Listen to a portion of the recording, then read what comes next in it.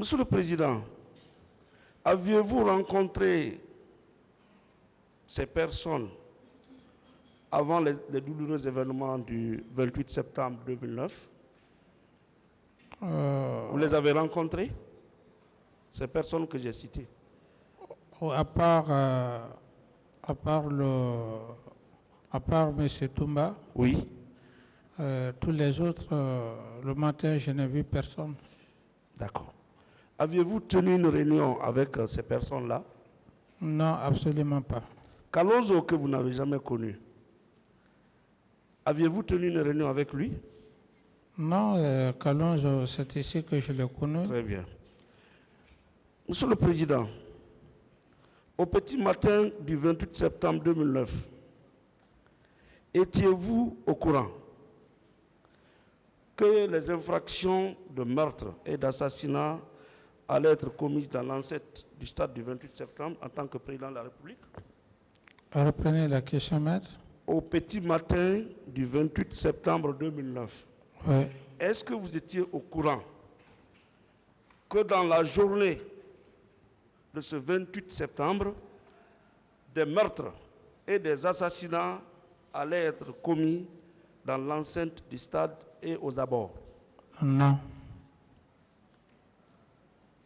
Si vous étiez informé, est-ce que cela pouvait arriver? Si vous étiez informé, en tant que président de la République, que des hommes qui se sont mis dans une situation d'incontrôle devaient aller tuer les citoyens au stade, est-ce que vous n'allez pas prendre immédiatement les dispositions pour les neutraliser? Oui, maître, c'est tout à fait normal parce que on ne sait jamais ce qui peut arriver. D'accord. Toujours au petit matin du 28 septembre 2009, rentrée de l'abbé, fatigué, étiez-vous au courant, pour être clair, saviez-vous que le commandant Bakar Diakité dit Toumba allait conduire ces jours une expédition punitive et massacrante au stade du 28 septembre 2009? Non.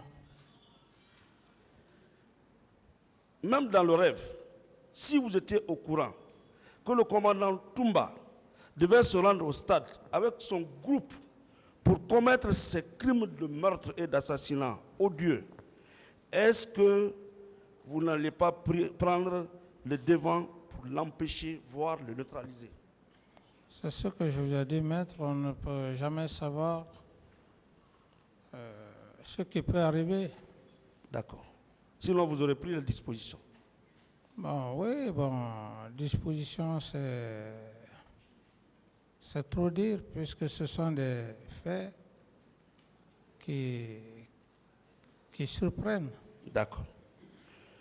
Monsieur le Président, est-ce que vous confirmez, maintenez et persistez à la barre de ce tribunal criminel, ce respectueux tribunal criminel, que effectivement, le commandant Abakar Toumba Diakité s'est rendu au stade à votre insu? Oui, effectivement, comme vous posez la question, je pense que le tribunal a déjà bien compris. Et surtout la première question de Monsieur le Président, je me rappelle bien, ça a été la première question de Monsieur le Président. Et ça suffit largement, sans trop de commentaires. Contre votre volonté, une autre question. Vous dites? Il s'est rendu au stade contre votre volonté? Oui, contre ma volonté. Sans votre autorisation? Pas du tout. Bien. Donc pour vous, il est le seul responsable des crimes de meurtre et d'assassinat qu'il a perpétrés dans l'enceinte du stade sur des paisibles populations pro-démocratiques à main nue. Oui ou non? Tout à fait. Bien.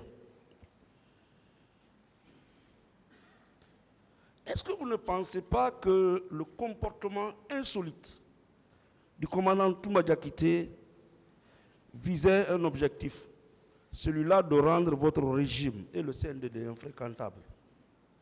Oui, mais c'est ce que j'avais dit la semaine passée, lorsque son conseil a essayé de dire s'il voulait me faire quelque chose, il l'aurait fait. J'ai dit non. J'ai dit c'était quelque chose déjà qui était préparé. D'accord. C'était aussi dans l'objectif de fragiliser votre régime. Oui, tout à fait. Voire le destituer par tous les moyens. Tout à fait. Même par un coup d'État. Bon, ça dépend de la stratégie qu'ils avaient mis en place. D'accord. Monsieur le Président, est-ce que les événements du 3 décembre 2009 ne viennent pas confirmer effectivement la thèse selon laquelle le commandant Toumba vous a trahi et son objectif c'était de destituer votre régime? Les événements du 3 décembre 2009. Maître, De Koundara, lorsqu'il a tiré sur vous. Voilà, comme je l'ai dit à l'entame, que je ne voudrais pas parler des événements du 3 décembre. C'est un autre dossier qui est en attente. Je ne voudrais pas mélanger avec les faits du 28 septembre. Mais tout porte à croire, oui, pour votre curiosité, que c'était quelque chose. C'était d'ailleurs ça. Prémédité, d'accord. Monsieur le Président, à l'époque des faits, en tant que président de la République, chef de l'État, commandant en chef des forces armées guinéennes, pouvez-vous nous dire ou confirmer ici que les colonels Moussa Tchebro Kamara, ministre secrétaire général chargé de la lutte et le grand banditisme, le colonel Claude Pivi, ministre chargé de la sécurité présidentielle, le commandant Marcel Guilavogui de la garde présidentielle ont bien et valablement servi votre régime? Ont bien et valablement servi votre régime? Service? Votre régime. Et s'ils ont rendu service? Oui. Oui, chacun à sa façon. Très bien. Ils ne vous ont pas trahi? Jusqu'à preuve contraire? Ils sont restés républicains? Oui. Contrairement au commandant Toumba, qui voulait vous retirer le pouvoir. Bon, retirer le pouvoir... Vous prendre le pouvoir? Non, bon, retirer le pouvoir ou prendre le pouvoir, c'est pas ça le problème, mais... Oui.